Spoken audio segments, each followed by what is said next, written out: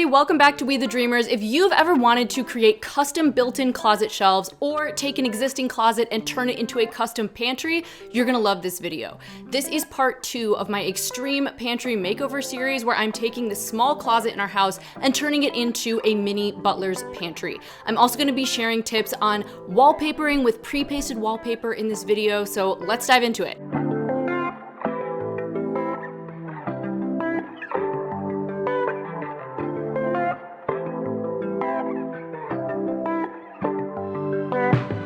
In part 1 of this Extreme Pantry Makeover, you can watch it here, I shared why we decided to do this mini butler's pantry project and why this closet, as it was simply not working for us at all. The space was totally dysfunctional, so I got to work on clearing everything out of there, did a deep clean on the entire closet, and then I got to work painting the entire tiny space in this deep, earthy color that matches the background of the wallpaper that we chose for the space. So now that I've covered the entirety of this tiny space in this beautiful rich color, it's time to get some wallpaper installed. After that, we'll install the custom built-in closet shelves, and then eventually I'm gonna add a really cool little pantry skirt on the bottom here to cover up and hide some of the uglier stuff that's gonna live down below. So let's get some wallpaper on these walls. First, here's a quick list of supplies that Huga and West, the wallpaper designer of the paper that I used, recommends gathering before you start your wallpaper project. So my dad was a huge help with this project as always, and since he has a ton of experience installing wallpaper, he took the lead on this part.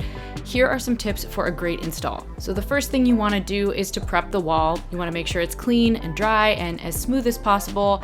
You know, I thought about skim coating these walls because they do have an orange peel texture, but that just felt like overkill for such a tiny space. The wallpaper I used from Huga and West was luckily thick enough that this wasn't an issue. Next, you're going to determine the height of your wallpaper strips. So if you're doing the whole wall, you'll cut your paper to the wall height, keeping an extra inch or 2 on the top and bottom for trimming. Now I knew I'd only be wallpapering above my counter height butcher block shelf, and that dimension was around 54 inches of paper. So I pre-cut strips to that size. Now, depending on what kind of pattern you're working with on your paper, you also might want to consider at this stage if there's a particular motif you want to see at eye height or centered on something in the room, and then base your measurements and your cuts around that. So we're about to put the wallpaper in, which is going to start basically at the top of the butcher block counter and go to the ceiling, which is nice because that way we don't have to do the whole length of the wall, because I basically realized you weren't going to be able to see it below the counter height shelf. That's great news. And the other great news is that the wallpaper just so happens to work out so that like 54 or so inches from here to the top of this, because it's only an 85-inch high space, is like 3 perfect repeats of the pattern. So it means we'll get like the most out of the paper. Well, what's kind of cool to me, this is the nicest part of this whole thing. To me, isn't this sort of? Yeah, with the bird. This 3-way. Yeah, that kind. Yeah, for like sure. Like it'd be nice for that to be centered, right? Like when you open the door. This triangle. It would be nice for that to be sort of that what you see. This is the countertop. You're getting this. Line that to 34. And this is nice. This upper shelf. I love this. That's really nice, yeah. This is really nice. We'll be drawing a line right through here. Once you know your starting point, mark that and use a level to draw a vertical plumb line as a guide to line up the edge of your wallpaper. Then for pre-pasted wallpaper, you're gonna activate the paste. So you wanna loosely roll that first strip and completely submerge it in water to activate the adhesive for 10 to 15 seconds. So this time we're using pre-pasted wallpaper, which is great. So all I gotta do is activate the paste in this tub.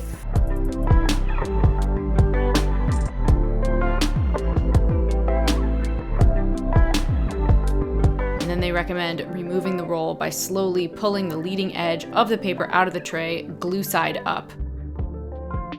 Next, you're gonna book the wallpaper. So you wanna lay it on a clean surface, glue side up, then gently fold the glue side against itself, bringing the ends to the center, and let it sit like that for about a minute. Now you can position your first strip.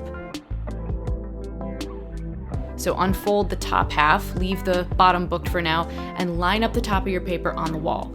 Make sure to line up the edge with the vertical plumb line that you drew and allow for that extra inch or two at the top and the bottom. Once you have your positioning, you can unfold the bottom part of the paper and smooth it out using a damp sponge or rag.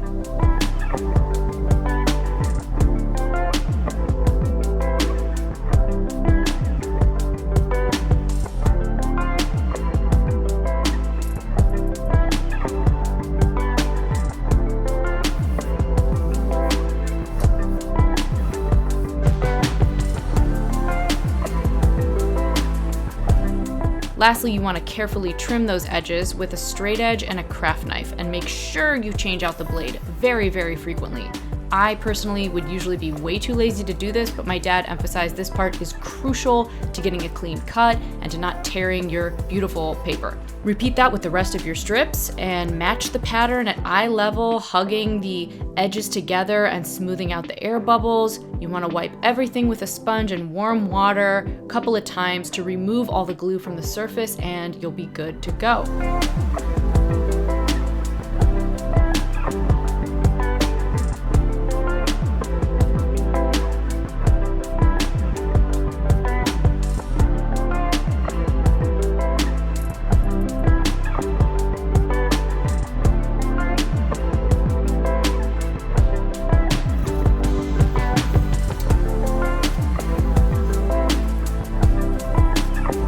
Wallpaper installed, it's time to create those custom built-in closet shelves. So I'm going to show you how we did that. Here are the materials we used to build the custom closet shelves for this mini butler's pantry in this video. None of this is going to be square, right? That picture, because if you notice, yeah, see how it's tight on the right? It's tight on the right side, and there's then about here, a quarter of an inch in the middle. And even look at this dip right here. See what I mean? 100-year-old house. Oh my God, yeah, look at that. Oh my God! All right, so step one to make custom closet shelves is to measure and cut the 1x2 inch cleats to the necessary sizes. Now, if you want these painted, you can do that before or after, depending on your project. I painted mine before because I knew I'd be installing these cleats over wallpaper, and I didn't want to risk getting paint all over the wallpaper. Shockingly, Face ID on my phone does not recognize me and will not open up my phone with Face ID with this getup. So I'm gonna push into the thing on the left, pull the trigger and let it come down, right? Mm-hmm.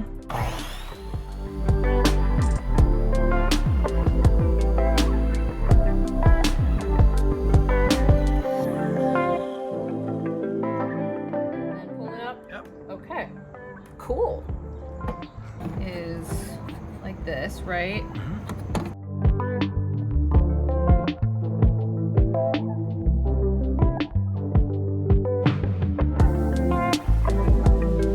Put that guy in. And then this is this way, right? Because this was our dimension. Okay, so without pulling the trigger, you can start to get it up tight against the back. Oh, right, up tight against the back, okay. Without pulling the trigger, and don't tighten that all the way. Oh, right, because we want to... I'm bringing the blade down, and when I feel that tooth right on my line, that far leftmost side, that's the part where then I want to tighten it up. I see. Until the left side of the tooth is right where I want my line to be. That looks about right, yeah. Pull the thing in.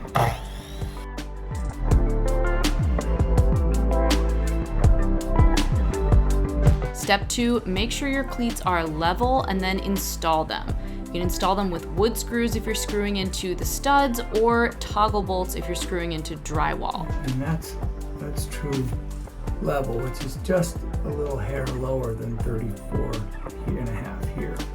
We pre-drilled our holes and countersunk the holes for a smooth finish.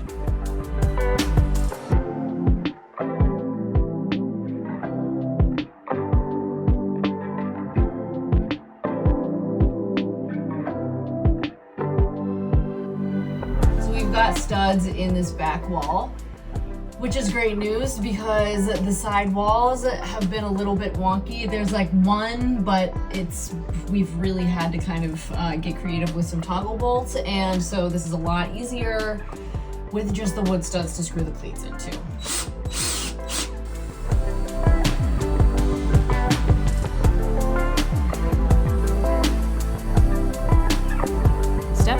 to cut your shelves. So you can choose to approach your shelf cuts a few ways, but if you're making custom closet shelves on 3 sides like I am, we chose to cut the left and the right side shelves to span the whole width of the closet, and then cut the narrower middle shelves to the remaining dimension in between.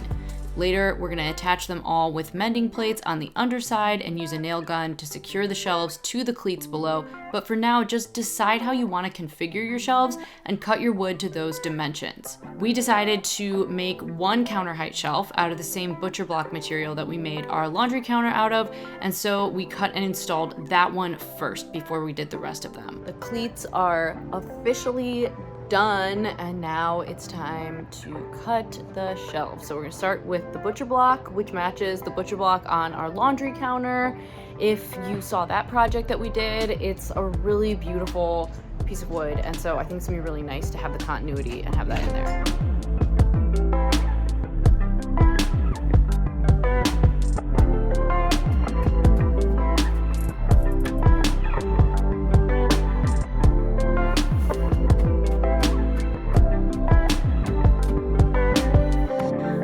Measured really meticulously, this part did take some trial and error to get the shelves exactly right, because my house is 100 years old, so the walls were not all perfectly plumb by any means. But with some adjustments and heavy sanding, we were able to get the butcher block installed.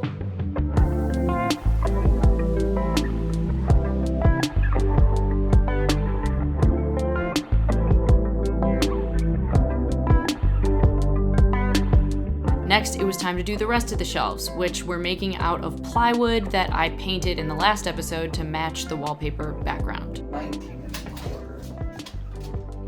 3 9 and a quarter. 19 and a quarter. Exactly.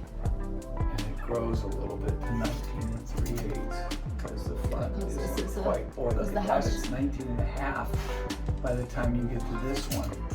House turns 100 this year. Now we're trying to determine how to cut up this big piece of 4 foot by 4 foot plywood to get our 6 shelves for the deep part of the pantry. And this is where being really bad at math in high school is not particularly helping me out. I've done the calculations and I'm pretty sure that we have enough plywood, but it's very much the math meme lady going on over here right now, trying to figure out how to partition up this one piece of wood to satisfy all of these shelves.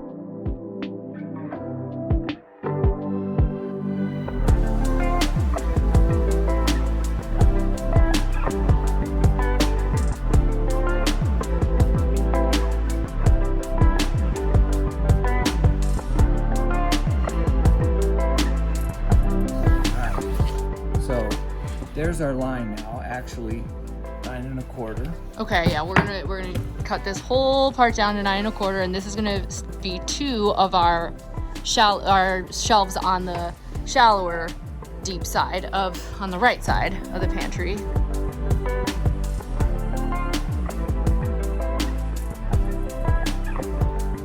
If your closet also has some weird angles like mine, you can try to taper your shelves accordingly. So we did this for a few of them to get a more snug fit, and it did take some adjusting. Sometimes all it really took was to sand down the tapered edge to get it to fit in there the way we wanted it to. This is the taper. Yep.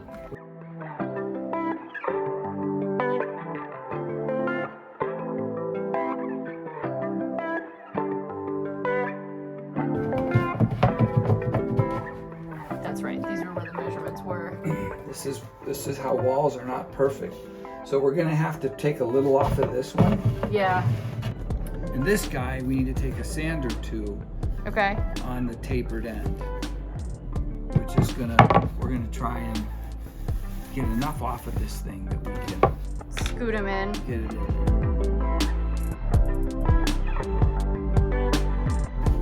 Closer, but we're not quite there. Right there. No reason to force it.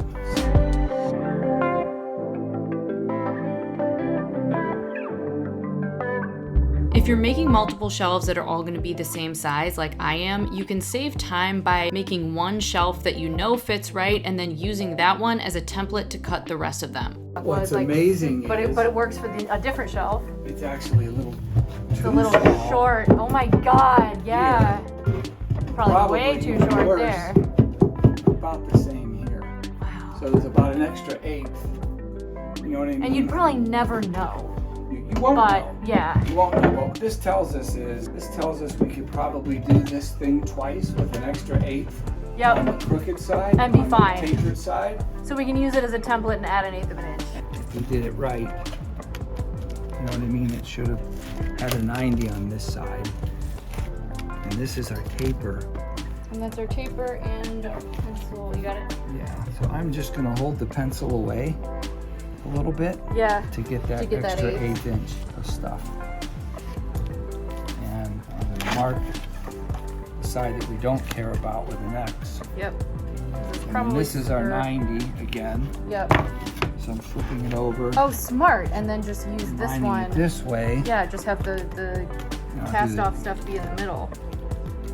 So again, instead of a tight line, I'm gonna hold the pencil away. Yeah. You know, I'm gonna hold the pencil flat, and I can see myself getting about, you know, an extra eighth of an inch or something on there.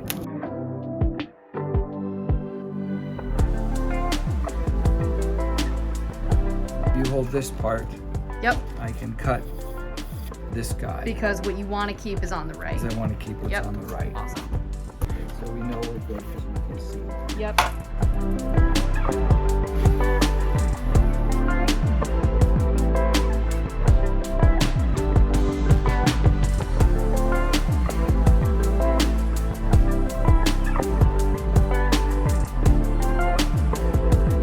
We got it right between the, you know what I mean? We got it right between the outlet and the low voltage below. Yeah. Amazing. So this closet has one outlet on the right-hand side that I plan to use for our Wi-Fi, a label maker, a shop vac, stuff like that. That outlet is sitting right above the lowest shelf. And because I don't want the cord draped over the front side of my pretty new shelf, we are gonna cut a hole in this low shelf, in the back corner of this low shelf, for those cords. Normally we'd use a hole saw drill bit to get a perfect circle. That would have been way easier, but we didn't have one. So we're gonna just use a jigsaw, which was a good opportunity for me to get to know a bit more about a jigsaw. The jigsaw is specifically designed to change course, right? to move, right? Because that's why the blade is so thin. But all these would be wood blades. Jeez, that's crazy. All the different ones. Yeah, and they're these this little... is clearly a metal blade. You know, if you ever look at a hacksaw. Oh yeah. Metal, you'll see very tiny teeth.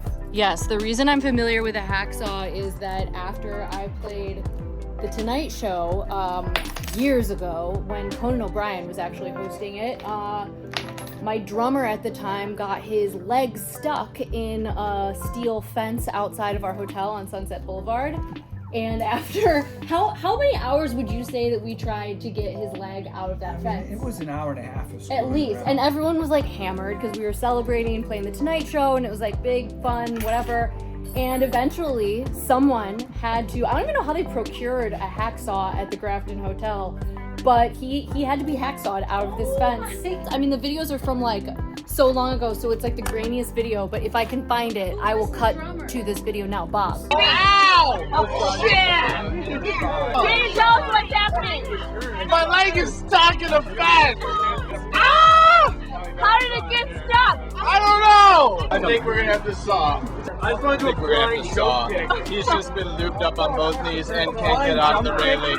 We're gonna have to saw. I love you so much. This is a real saw. Tell us about what you're doing. I'm trying to get Kate Boba's fucking drummer out of my fence. There's a news camera.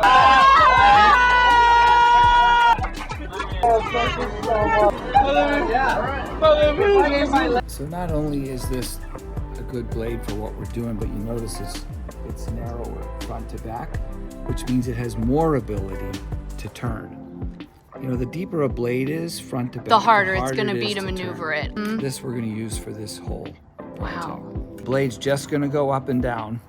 We're going to get into this circle first. Okay. Then I'm going to back up a little bit and do a few moves like this. And each time you back up, you give yourself a little more room to turn. Once we get on the radius, we should be able to go all the way around it and get back to the beginning. In the furthest up position, Yeah. there's still blade below the wood.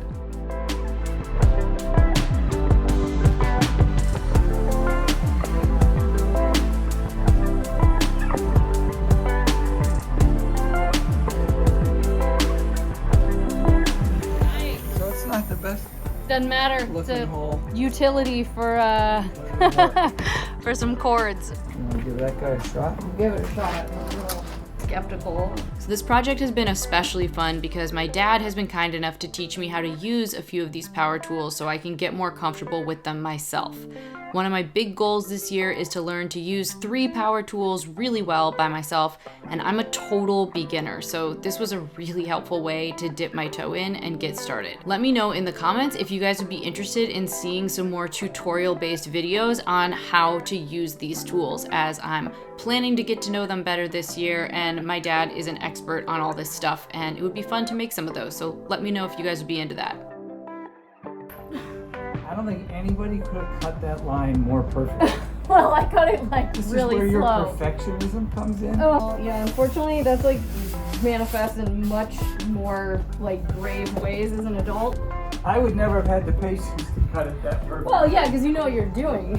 So another way when you're cutting something With to a get a circular gauge that you're in the right place is looking at this notch in relation to the line that you have below. And get it lined up and down, left and right. You're Yeah. gonna start the saw. Once it's stabilized, you're just gonna go straight through. Did Google like lightest brand of power tools? We could get Arm you like, exercises. no, we could get you like a kit of battery powered tools. Get a little kid. No. A little kid set. No, they're Little tiny set. they make really nice sets of these that use batteries and Oh. are a little easier to Okay. deal with. reverse. Well, we can always have our safety. Oh, a safety. So you push this. Step 4 is installing your shelves. So we installed those left and right side shelves first, and then because of the wacky angles in this closet, we scribed the middle shelves to the side ones in order to cut those middle ones to truly fit perfectly in between. I'm going to clamp this back shelf to these guys and then scribe the cut. This is how you do it. Got some wacky angles going on. So if you're gonna make your shelves the same way I did, scribe your middle shelf pieces by clamping them to the left and right shelves and marking the cuts on the underside with a pencil, and then cut those middle shelves. It's impossible to see what I'm doing down here, but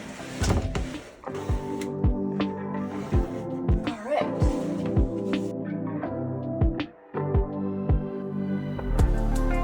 Next, you're going to use mending plates to secure the middle shelves to the outer shelves on the underside, and then use a nail gun on the top side of the shelves to secure everything to the cleats in several places. You do normally want this thing to be like this, Okay, right. but we don't have enough room. We don't have room, yeah. But you know, we're just going to be To get it near into the the end. cleat, yeah. And you see how that's got that little bit of play? You push it down and you keep pushing hard and then pull the trigger.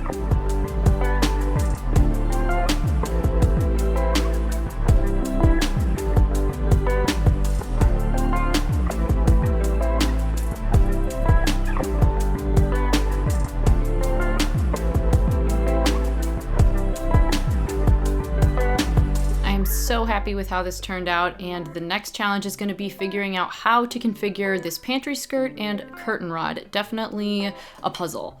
Moving in this space is a whole situation. Okay, we have a couple ideas, but we're still trying to figure out how to do this in the best looking way and the most efficient way. So if you have any ideas or thoughts, would love to hear them. Drop them in the comments below and let me know what you think. Well, I'm really excited for this part of the project. I think it's going to be really cool and bring some pretty softness and texture to the space. Let me know your thoughts in the comments, and thanks so much for joining me for part 2. Be sure to subscribe to catch part 3 coming up soon. It'll be the big reveal. I can't wait. And for a bunch more videos about living well in your home and your headspace. Thanks again, and I'll see you guys next time.